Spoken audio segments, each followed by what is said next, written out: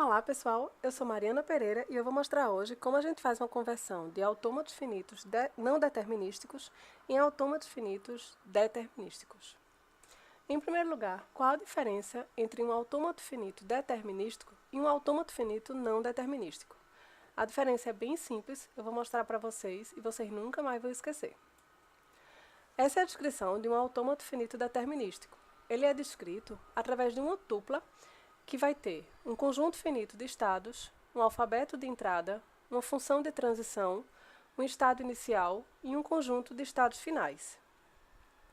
Já o autômato finito não determinístico, ele é descrito por uma tupla que inclui um conjunto finito de estados, um alfabeto de entrada, uma função de transição, um estado inicial e um conjunto de estados finais. Não ajudou muito, né? É a mesma coisa. A diferença entre os dois está aqui, na função de transição. Então, essa função de transição ela é diferente entre os dois autômatos. Para um autômato finito determinístico, para cada símbolo da função, eu vou retornar somente um estado, não mais do que isso. Para um autômato finito não determinístico, a função de transição vai retornar um conjunto de estados. Então, olhando isso num desenho, a gente tem do lado esquerdo um autômato finito determinístico que você vê o estado Q0 com uma única transição com o símbolo 0. Então, eu sei que do estado Q0, recebendo o símbolo 0, o autômato vai para Q0. Do estado Q0, recebendo o símbolo 1, ele vai para Q1. No autômato finito não determinístico, a gente tem uma coisa um pouco diferente no estado Q0. Então, se ele receber o símbolo 0, ele pode ficar em Q0 ou ele pode ir para Q1. Então, eu vou para um conjunto de estados, Q0, Q1.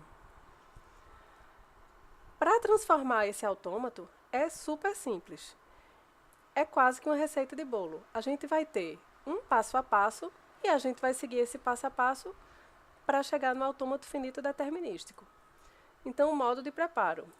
A gente tem o bolo, que é nosso autômato, e o nosso autômato é um autômato finito não determinístico. A gente pode perceber por essa transição aqui do Q0 indo para o próprio Q0 com o símbolo 0 e aqui tem do Q0 indo para Q1 com o símbolo 0 também.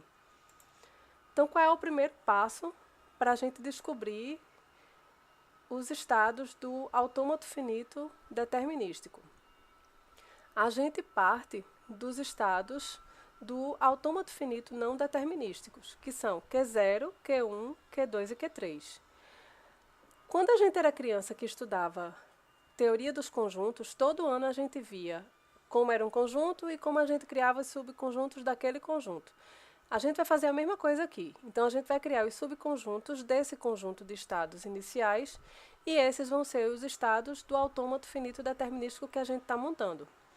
Então, a gente vai ter vazio, Q0, Q1, Q2, Q3, Q0, Q1, Q0, Q2, Q0, Q3, Q1, Q2, Q1, Q3, Q2, Q3, Q0, Q1, Q2, Q0, Q1, Q3, Q0, Q2, Q3, Q1, Q2, Q3 e Q0, Q1, Q2, Q3. Observe que não faz diferença um conjunto Q0, Q1 ou Q1, Q0. O que é importante é que a gente tenha o Q0 e o Q1 dentro desse conjunto. E como isso aí é um conjunto, não tem diferença.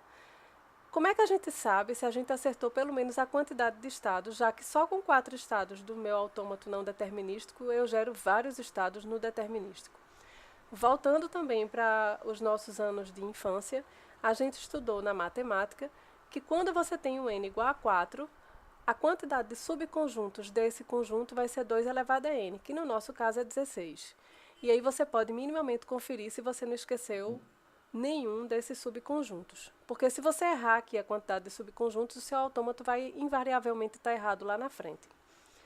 E aí o passo 2 da nossa receita de bolo é: você vai descobrir as transições desse autômato. Aí você cria uma tabelinha. Na primeira coluna você vai colocar os estados, que são aqueles que a gente encontrou anteriormente para o nosso autômato finito determinístico. E nas colunas seguintes a gente vai colocar todos os símbolos que a gente trabalha no alfabeto desse autômato. No caso do autômato que a gente está fazendo, a gente vai ter o símbolo 0 e o símbolo 1. Então, eu crio uma coluna para cada um deles. Uma coisa bem importante para se fazer em seguida é identificar nesses estados quem são os estados inicial e finais. Então, a gente vai ter como estado inicial o mesmo estado que era o estado inicial anteriormente. Então, eu tenho aqui que o nosso estado inicial era Q0. No nosso novo estado, vai ser o Q0, o conjunto Q0 vai ser o nosso estado inicial. Para estado final, a gente vai pegar todos os estados finais que a gente tinha, no caso a gente só tem o Q3, e a gente vai colocar todos os conjuntos aqui, que são os nossos estados, que tem um Q3, vão virar estados finais, que vão ser Q3, Q0, Q3, Q1, Q3, Q2, Q3, Q0, Q1, Q3, Q0, Q2, Q3, Q1, Q2, Q3 e Q0, Q1, Q2, Q3. Então, a gente coloca um asteriscozinho em todos os estados que vão ser finais e uma seta no estado que é inicial. Aí a gente vai fazer as transições, é aquela tabela de transições normais que a gente tem nos autômatos. Então, do estado vazio, eu vou com o 0 para vazio e com 1 para vazio. Por quê? Porque o vazio não está representado nesse autômato. Aí, para que serve esse estado? Vocês vão ver daqui a pouco que a gente vai acabar usando esse estado em outras transições. Aí, ó, do estado Q0. Se eu estou no Q0 e recebo 0, eu posso ir para o próprio Q0 ou eu posso ir para Q1. Então, eu vou para o estado Q0, Q1. Se eu estou no Q0 e recebo 1, eu vou ficar no próprio Q0. Então, eu represento isso aqui. Se eu estou no Q1 e recebo 0, eu vou para Q2. E se eu estou no Q1 e recebo 1, eu também vou para Q2. E aí, eu coloco esses estados aqui também. Se eu estou no Q2 e recebo 0, eu vou para Q3. Mas se eu recebo 1, eu não tenho nenhuma transição aqui com 1. Então, eu vou para o vazio. E aí, chegou a hora em que o estado vazio vai ser usado. Se eu estou no Q3 e recebo 0, eu fico no Q3. E se eu estou no Q3 e recebo 1, eu também fico no Q3. Aí começam os estados um pouco mais complicados. Mas vocês vão ver que é bem simples. Quando eu tenho, por exemplo, o estado Q0, Q1, eu vou unificar tudo que o Q0 faz e tudo que o Q1 faz. Se eu estou no Q0 e recebo 0, eu vou para o Q0 ou para o Q1. Então, eu coloco aqui Q0, Q1. Se eu estou no Q1, que é aqui, e recebo 0, eu vou para o Q2. Então, eu acrescento Q2. E aí, se eu estou no Q0, Q1 e recebo 0, eu vou para o estado Q0, Q1, Q2. O mesmo exercício a gente faz para o Q0, Q1, quando recebe o símbolo 1. Se eu estou no Q0 e recebo 1, eu fico no Q0. Então, eu coloco o Q0 aqui.